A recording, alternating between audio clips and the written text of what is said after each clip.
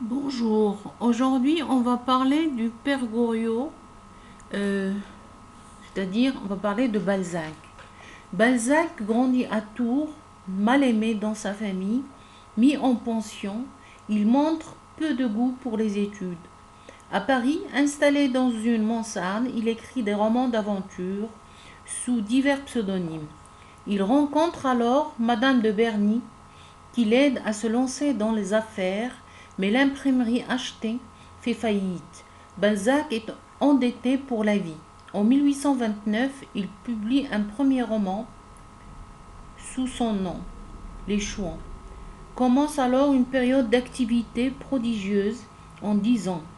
Il écrit ainsi 85 romans regroupés sous le titre de la comédie humaine. En 1832, il reçoit la première lettre d'une admiratrice, Madame Anska, qui devient l'amour de sa vie. Habité par la fièvre de la création, Balzac écrit sans cesse, échafaude des projets pour faire fortune. La nuit, sa cafetière de porcelaine à portée de la main, il écrit plusieurs romans à la fois. À 48 ans, il est épuisé. Il achète une maison pour y accueillir Madame Anska, mais l'écrivain meurt en 1850, usé par ses par ses années intenses de production, quelques semaines après son mariage. À travers son projet romanesque et les moyens qu'il met en œuvre, Balzac apparaît comme le premier des grands écrivains réalistes. Son ambition est de décrire la société dans son entier, telle qu'elle est. Immense entreprise qui fait du romancier un observateur de la réalité, mais aussi un visionnaire capable de créer d'innombrables personnages et d'imaginer leurs drames secrets.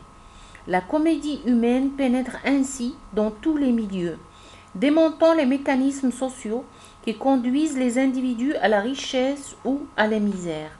Dans 90 romans et nouvelles, à travers l'alternance de scènes tragiques et comiques, entre la vie de province et la vie parisienne, 4000 personnages animent cet immense assemblage de figures, de passions et d'événements.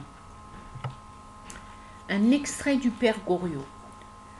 Entre ces deux personnages et les autres, Vautrin, l'homme de 40 ans, a favori peint servait de transition. Il était un de ces gens dont le peuple dit « Voilà un fameux gaillard ». Il avait les épaules larges, le buste bien développé, les muscles apparents, des mains épaisses, carrées et fortement marquées aux phalanges par des bouquets de poils touffus et d'un roux ardent. Sa figure, rayée par des rides prématurées, offrait des signes de dureté que démentaient ses manières souples et liantes. Sa voix de basse taille, en harmonie avec sa grosse gaieté, ne déplaisait point. Il était obligeant et rieur. Si quelques serrures allaient mal, il l'avait bientôt démonté, rafistolé, huilé, limé, remonté en disant « ça me connaît ». Il connaissait tout d'ailleurs, les vaisseaux, la mer, la France, l'étranger, les affaires, les hommes, les événements, les lois, les hôtels et les prisons. Si quelqu'un se plaignait par trop, il lui offrait aussitôt ses services. Il avait prêté plusieurs fois de l'argent à Madame Vauquet et à quelques pensionnaires, mais ses obligés seraient morts plutôt que de ne pas le lui rendre, tant malgré son air bonhomme, il imprimait de crainte par un certain regard profond et plein de résolution.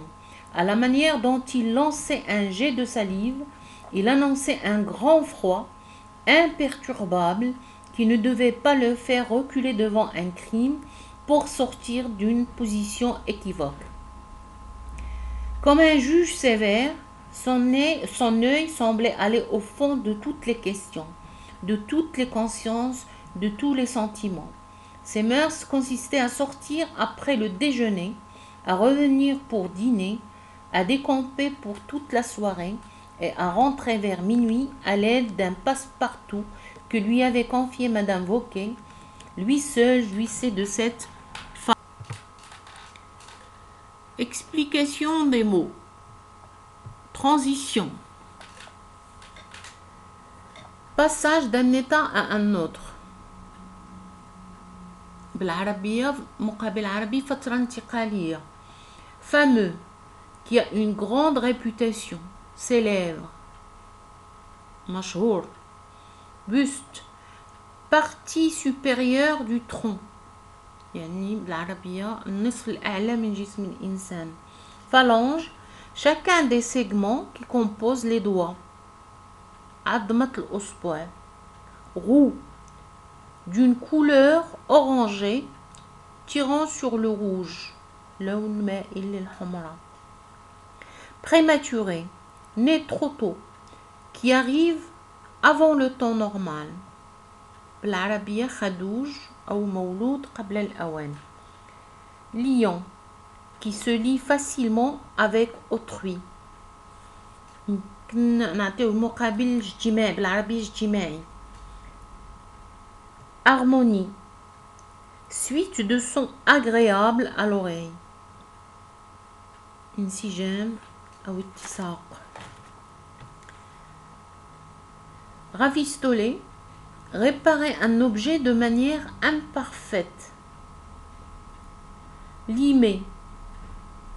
La lime, c'est un outil de métal servant à entamer et user par frottement. Limer المقابل العربي اللي لقيت هو مبرود. Vaisseau, navire d'assez grande dimension. سفينة أو مركب. Imperturbable, que rien ne peut troubler. ثابت عند الشدائد. Équivoque, qui a un double sens. Ambigu. ممكن نعطيو المقابل غامض أو مبهم.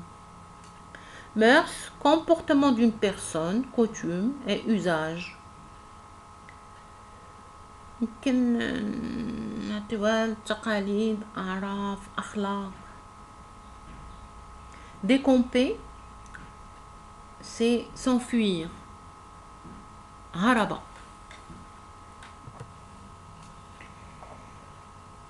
Les personnages de Balzac, en proie à une passion unique, ils sont plus grands que nature, sans cesser d'être vrais.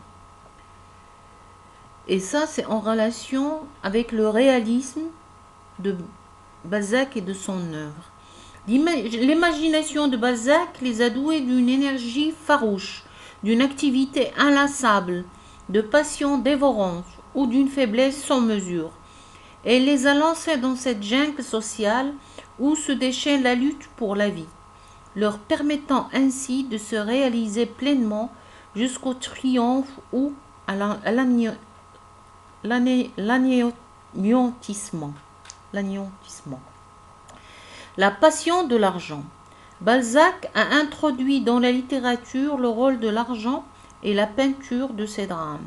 La comédie humaine tout entière est le tableau de ce nouveau conflit de l'argent entre ses profiteurs et ses victimes. La peinture de la société française.